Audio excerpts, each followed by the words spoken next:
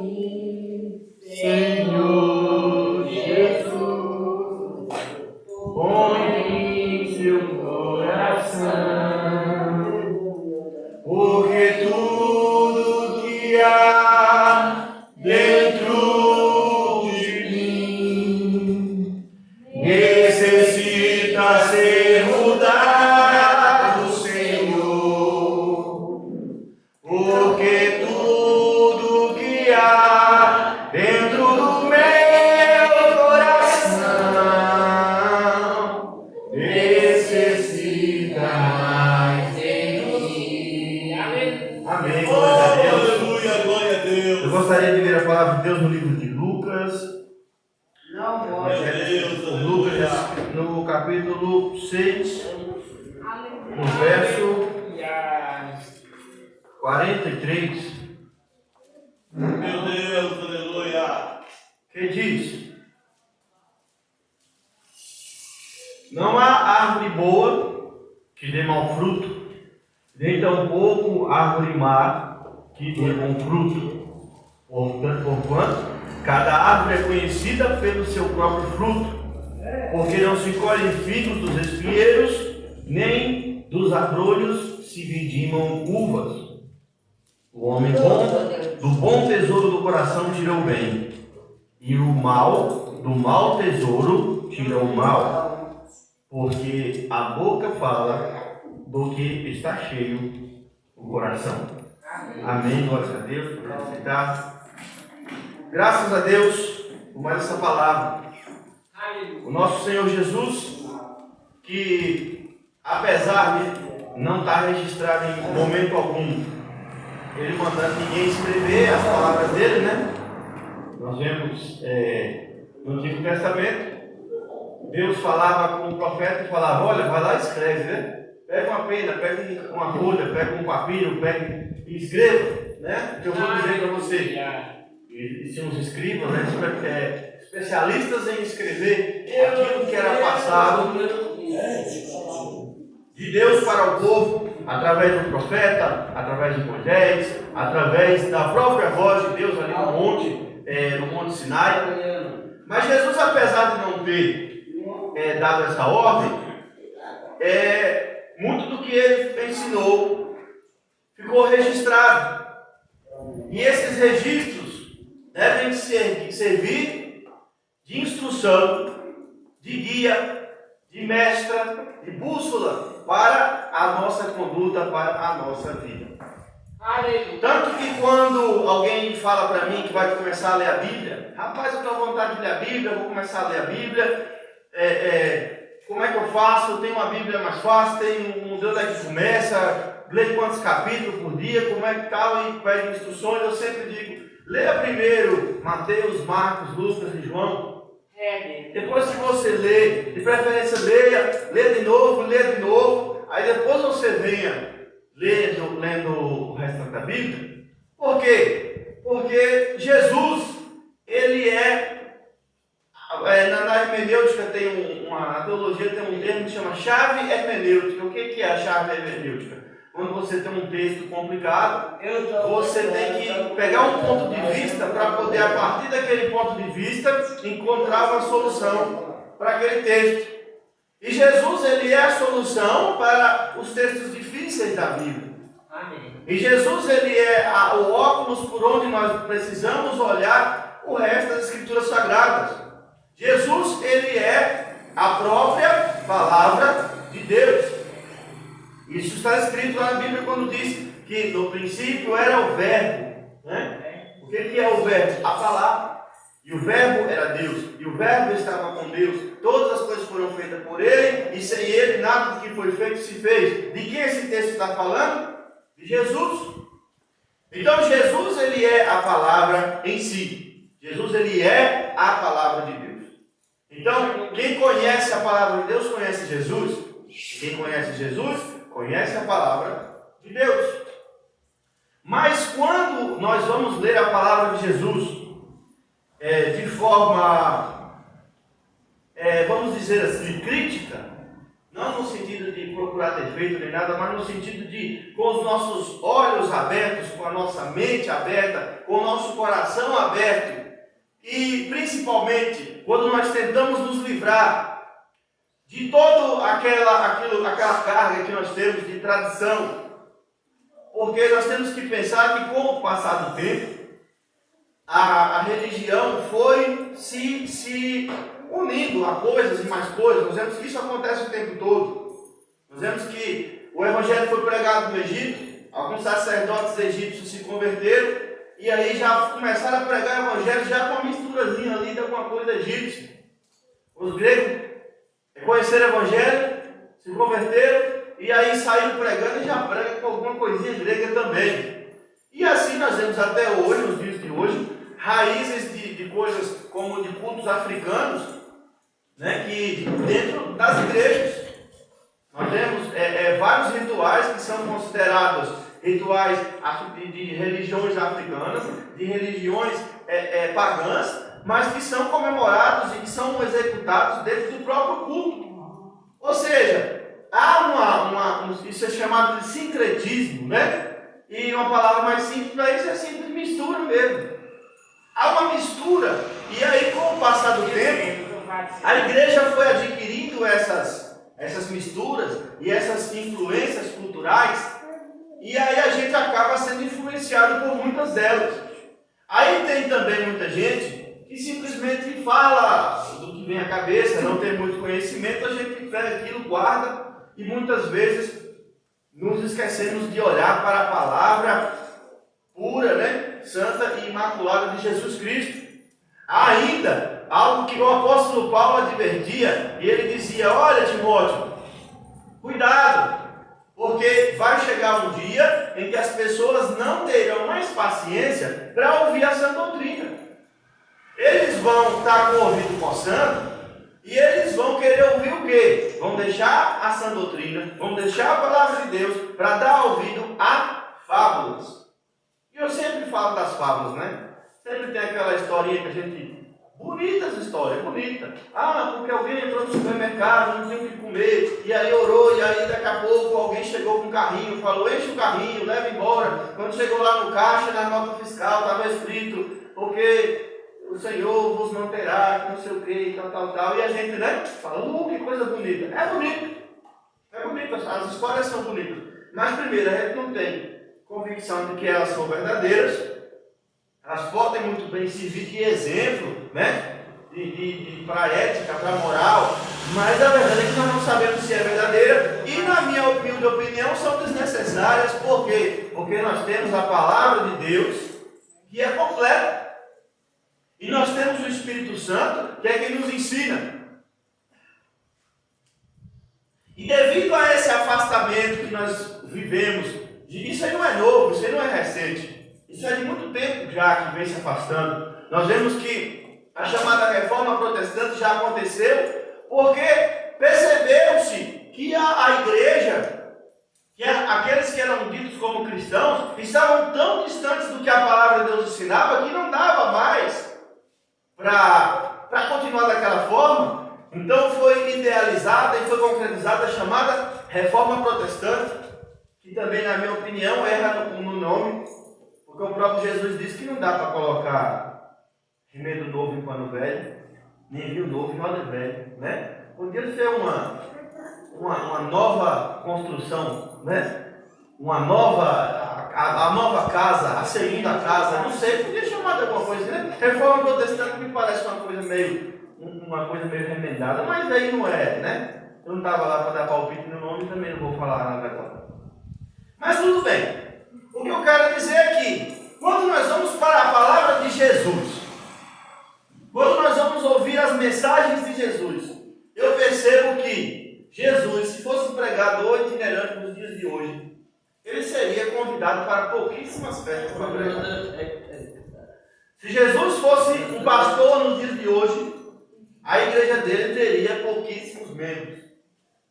Tanto é que Jesus começou seu ministério, e enquanto ele estava multiplicando, e curando, e ressuscitando e tal, aquela coisa estava cheia de gente. E aí no finalzinho do ministério, você já vê que começa a ficar pouca gente, ele fica com com 12, daqui a pouco tem vários momentos no final dos evangelhos, onde Jesus só está com 3. E no momento da sua morte, não tinha mais ninguém. Quando ele foi preso, ele foi levado, e aí não teve nenhum para falar, né? Sempre no filme da sessão da tarde, sempre tem um que vai falar, se prender, ele vai ter que me prender também. Não tinha nenhum nem para falar isso. Se levar ele, vai ter que me levar também. Então Jesus, se ele fosse um pastor, a igreja dele teria pouquíssimos membros. Se ele fosse um pregador itinerante, provavelmente ele seria convidado para pouquíssimas festas e pouquíssimos congressos para pregar. Porque Jesus era um pregador muito desagradável. Jesus, ele era um pregador um tanto desagradável. A mensagem que Jesus pregava não era algo que descia macio, né? Você imagina, um certo dia Jesus multiplicou pães e peixes, e foi aquela festa, todo mundo achou a maravilha, e todo mundo comeu pão, todo mundo comeu peixe, e todo mundo festejou, e cada dia se acrescentava aquela multidão. E aí sabe o que Jesus falou para a multidão? Quem que tinha coragem de falar isso? Eu mesmo não tinha coragem. Vocês só estão comigo porque eu multipliquei pão e peixe e vocês comem e enchem a barriga. Se não fosse, não tinha ninguém aqui. Meu Deus, seu parceiro. Já imaginou? Tem uma festa aqui na igreja aqui, e aí fazer aqui uma comilança aqui, o negócio tal, eu falar para os irmãos assim, você olha que tanto de gente, já foi, encheu, né? Bonito. Terça-feira não tem ninguém, hoje tem comida, vocês veem, né? Bonito para casa de vocês. Aí no outro culto, quem é que ia vir no outro culto, né? É o que eu falo. Jesus era um pregador complicado. Nós vemos que o povo de Israel estava acostumado com as mensagens, por exemplo, de Malaquias. Malaquias, ele era um profeta, e o que Deus mandou Malaquias escrever, a mensagem que Deus entregou para Malaquias, nitidamente, era para ser entregue para o povo de Israel. As palavras de Deus entregues por Malaquias eram para o povo de Israel. E o que lá diz em Malaquias? Fala, olha, porque vocês vão receber uma medida recalcada, sacudida, transbordante, né? Ou seja, vai encher o celeiro, vai encher a adega, vai encher os armários, vai encher tudo, as panelas vão viver cheias, e vocês vão ter comida para vocês, para os netos, para os bisnetos, e vai ser uma fartura maior do mundo. E aí, Jesus, como um grande rabino, como um grande pregador, talvez alguém se aproximasse na expectativa de receber uma mensagem parecida. E aí o que Jesus promete para o povo? O pão nosso de cada dia. É verdade. O pão nosso de cada dia para quem está com fome é bom demais. Mas para quem está pensando em indicar, o pão nosso de cada dia já não parece tão suficiente. Você chega para Jesus e fala, Jesus, eu estou preocupado, porque eu só pago meus boletos em cima do dia, ou então 5 dias atrasado, eu só tenho um par de sapato sozinho, e eu fico na dificuldade. Aí você chega para Jesus e você fala, eu vivo aflito, eu não sei o que eu faço, eu já estou com ansiedade, com não sei o que, eu não aguento mais pagar tanta conta, eu não aguento mais ficar preocupado se amanhã eu não vou ter o que comer, eu fico preocupado com o governo, e se o dólar subir, e se a gasolina subir, e se a carne subir mais, e se eu não der conta de trocar o gás, né? Aí você chega pensando que Jesus vai falar assim, espera aí meu querido, deixa eu arrancar um cheque aqui de dentro da túnica aqui, toma aqui um cheque, e Jesus fala, sabe o quê? Não vos preocupeis, não se preocupe com o que você vai comer, nem com o que você vai vestir, nem com onde você vai morar, nem se o gás vai acabar. Não se preocupe. Mas isso, para quem quer servir a Cristo, precisa ser o suficiente. Mas para quem tem uma visão mundana, para quem tem uma visão materialista, para quem tem uma visão de que prosperidade é viver com as contas cheias de dinheiro, não é o suficiente. Poxa vida, Jesus, o Senhor fala para não esquentar minha cabeça. Eu pensei que o Senhor ia pegar, ia dar um jeito de aparecer um dinheirinho lá na minha conta. Mas Jesus, ele não pregava aquilo que nós queremos ouvir. Se eu perguntar a todo mundo aqui, quem é que quer ser pobre? Quem quer ser pobre? Levanta a mão. Ninguém. Ah, o rapaz quer ser pobre, olha lá. Tem um livro, né? Pronto. Ele falou, bebê, que eu vou para ele não levantar a mão sozinho, né? Para ele não ficar sem graça, eu vou levantar a minha também. Aí ninguém quer ser pobre. Todo mundo quer ser rico. Não é verdade? Aí Jesus fala lá que, no versículo, capítulo 6, versículo 20, bem-aventurados vós os pobres, porque é vosso o reino de Deus. Ninguém quer ser pobre. É igual tem uma música, se não me engano, é dos Racionais, que diz que ninguém quer morrer para ver Deus, né? E aí ninguém quer ser pobre para herdar o reino de Deus. O reino de Deus é uma maravilha, mas, poxa vida, ser pobre. É onde eu falo que às vezes a gente ser religioso é mais fácil, porque ser pobre, né? Aí olha só quem é as pessoas que para Jesus está bem mesmo no reino de Deus. Ó, é os pobres, os que têm fome, os que choram, os que são odiados. Olha só, eu achei isso legal. Bem-aventurados sois vós quando os homens os odiarem, vos expulsarem da sua companhia, vos injuriarem e rejeitarem em vosso nome como indigno por causa do Filho do Homem. Regozijai-vos naquele dia e exultai, porque grande é o vosso galardão no céu, pois dessa forma procederam seus pais com os profetas. Esses dias eu estava lá vendo uma postagem no Instagram e a postagem era alguém fazendo uma crítica aos evangélicos. E aí eu fui olhar os comentários e num dos comentários tinha um evangélico falando: olha, nós estamos caminhando hoje para o Senado e nós já protocolamos uma lei, já foi aprovado não sei aonde, vai ser aprovado não sei aonde vai tornar a cristofobia crime no Brasil. Qualquer pessoa que fizer piada, que discriminar, que tiver preconceito, que falar mal, que criticar, que vai sofrer as penalidades da lei. Cristofobia. Aí eu olhei assim, eu perguntei para ele, eu falei, cristofobia, meu irmão? Cristofobia? E onde é que está na vida de vocês aquele texto, bem-aventurados sois vós quando vos injuriarem, vos perseguirem, vos caluniarem, mentindo, disserem todo mal contra vós, exultai e alegrai, porque é assim que se ganha, é assim que vai ser grande o seu galardão no céu. Se proibir o povo de falar mal da gente, se proibir o povo de perseguir a gente, se proibir o povo, aí como é que fica? Não, é melhor a gente ser perseguido aqui, é melhor a gente receber as pedradas aqui, é melhor a gente sofrer aqui, e a gente depois receber o galardão no céu, não é? Ou então não faz sentido nada do que a gente faz aqui. Cristofobia, meu irmão, pelo amor de Deus, toma vergonha. E Cristo está precisando agora de advogado. E Cristo agora está precisando dos senadores e deputados para defender a moral de Cristo. Criar uma lei? Criar uma lei para defender Cristo. Mas que não, não é meu Cristo, não. Porque o meu Cristo, ele foi tapa na cara, cuspida, chicotada, carregou cruz, foi caluniado, foi pelado lá com aquela imagem que mostra, né? Na igreja que gosta da imagem, se bota um pano, não, ele foi pelado, pendurado.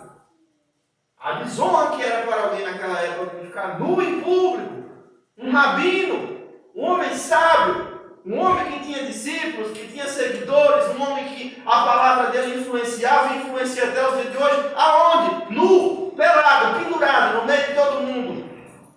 E o povo zombando, escarnecendo, jogando coisa, espetando com a lança.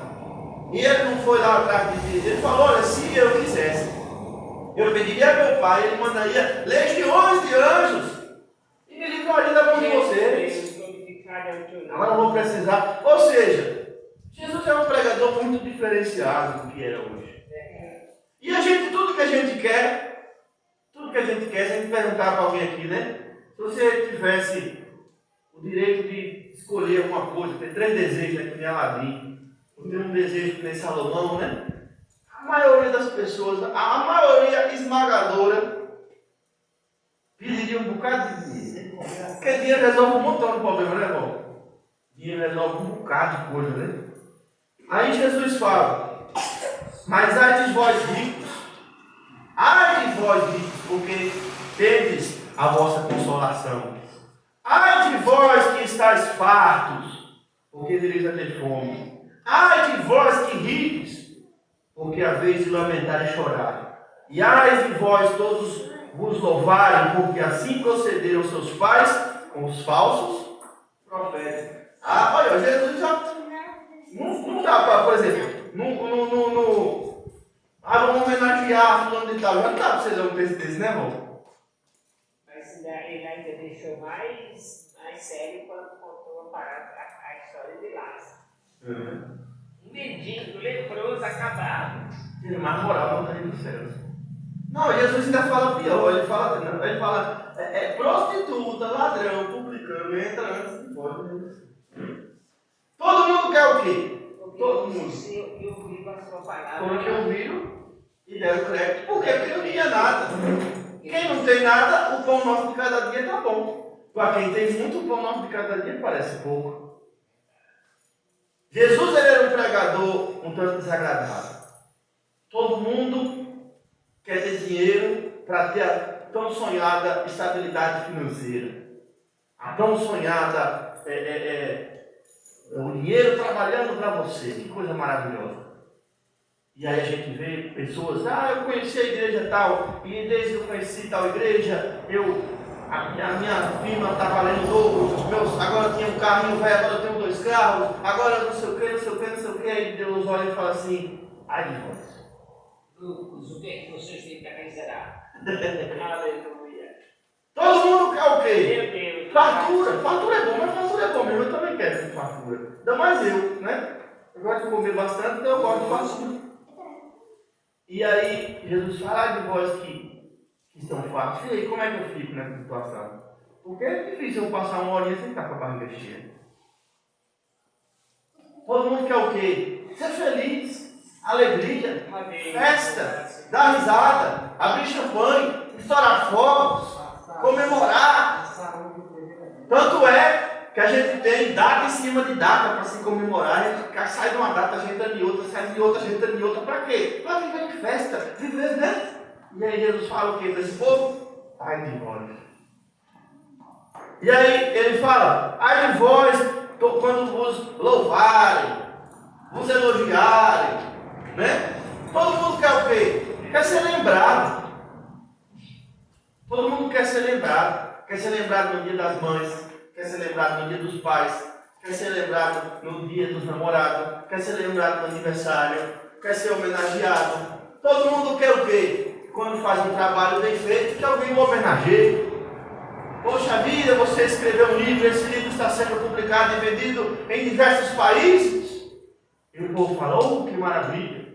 Né? É tão bom quando as pessoas lembram da gente, quando as pessoas... Aí ele fala, ai de vós. Ai de vós. A mensagem de Jesus era complicada. E nesse texto em específico que eu li, ele fala algo que eu também acho complicado. Por quê? Porque a gente às vezes faz certas coisas, a gente às vezes fala certas coisas, a gente age de certa forma e a gente sempre tem uma boa justificativa para fazer o que faz. Alguém fala comigo com rispidez, alguém fala comigo com ignorância e eu devolvo com ignorância. Por que eu devolvo com ignorância? Porque falou comigo assim. O sistema quer me derrubar, o sistema quer me falir, o sistema eu vou também burlar o sistema e vou agir de forma também desonesta. Por quê? O sistema está agindo assim comigo, eu vou fazer assim com ele também. Alguém me agrediu verbalmente, me agrediu de uma forma, de outra, tal. Aí eu vou e faço da mesma forma. Sabe o que Jesus diz? Não era isso não, é porque vocês são muito mesmo. Jesus fala, ele fala, olha, não há árvore boa que dê maus frutos, e não há árvore má que dê bons frutos. Quando fazemos o mal que há em nós. E quando fazemos o bem que há em nós. Você pode pegar uma planta e plantar ela e enterrar todo tipo de coisa no pé daquela raiz daquela planta. Todo tipo de sujeira, todo tipo de coisa, todo tipo de cacareco, todo tipo de imundícia, ela só dá a fruta que ela tem que dar mesmo. Se for um pé de goiaba, só dá goiaba. Se for um pé de manga, só dá manga. Um pé de manga não dá abacate. E se conhece a árvore pelos frutos. E Jesus fala, o problema de vocês, quando vocês fazem, não justifica nada, porque você é mal mesmo. Busca o que então? Buscar o Espírito Santo de Deus para que possa frutificar do Espírito. Porque se a gente for frutificar de nós mesmos, só frutificaremos coisas más, porque nós, em nossa essência, nós não somos lá essas coisas.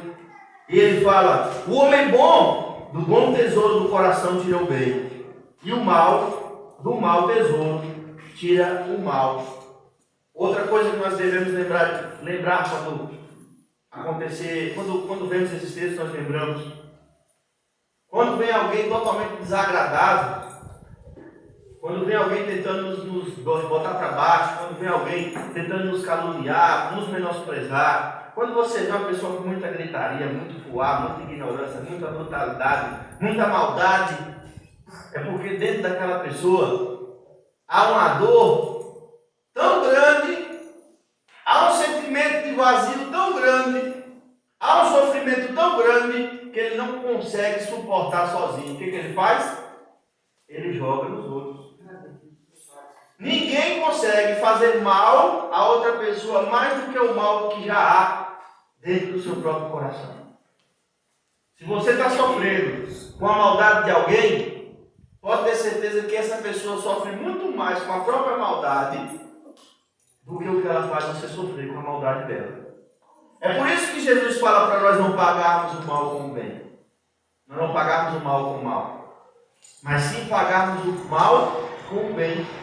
As pessoas más aos olhos de Jesus, elas não são dignas de vingança, não são dignas de retaliação, mas elas são dignas de pena, da nossa misericórdia, do nosso perdão e do nosso amor. Porque essas pessoas que são más, essas pessoas que são perversas, essas pessoas que agem no intuito de nos destruir, na verdade, ela se destruiu a si mesma e é destruída por dentro.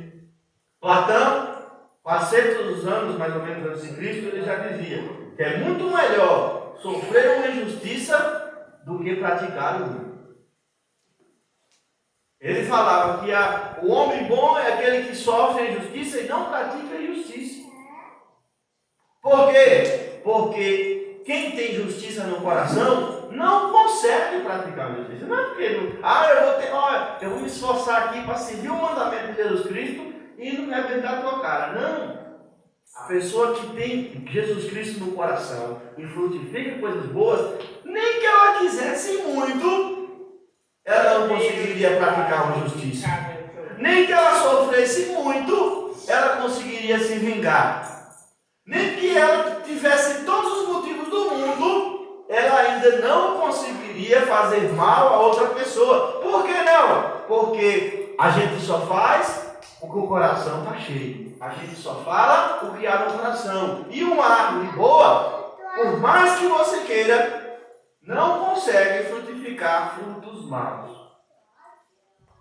Então o nosso coração precisa estar repleto de Jesus Cristo, do Espírito Santo de Deus, vivemos uma vida cultivando coisas boas em nós. Para quê? Para que possamos não precisar nos esforçar, porque também não adianta se esforçar para fazer coisa boa também. Porque quem é mau pode se esforçar o tanto que for, não vai conseguir também praticar as coisas boas. Porque o único que transforma consegue. Jesus disse na parábola que tinha um pé de jebuseiro. Eu nem sei como é que é jebuseiro, não sei se é parecido com uva, como é que é. Eu sei que foram lá, né? E arrancaram as galhas do jebuseiro e enxertaram oliveira. E aí olha agora o jebuseiro produzindo uva. Tá vendo? Azeitonas, né? Então é parecido com a azeitona. É da oliveira, é. Então pronto, mas que seja, era uma árvore ruim, enxertaram uma árvore boa e aí começaram a dar árvore boa. A gente faz isso também aqui com limão, laranja, né? Às vezes tem um um trem azedo, ruim, amargo, você vai lá e enxerga Aleluia, uma glória a fruta Deus. mais doce e ele passa a produzir frutas doces. A solução para a nossa vida, para nos tornarmos pessoas melhores, é nós sermos enxertados na oliveira verdadeira. Se nós formos enxertados na oliveira verdadeira, de repente, a gente que era ruim, só conseguia fazer maldade, porque nosso coração era mau, e só saía a maldade dele, começamos a produzir bondade.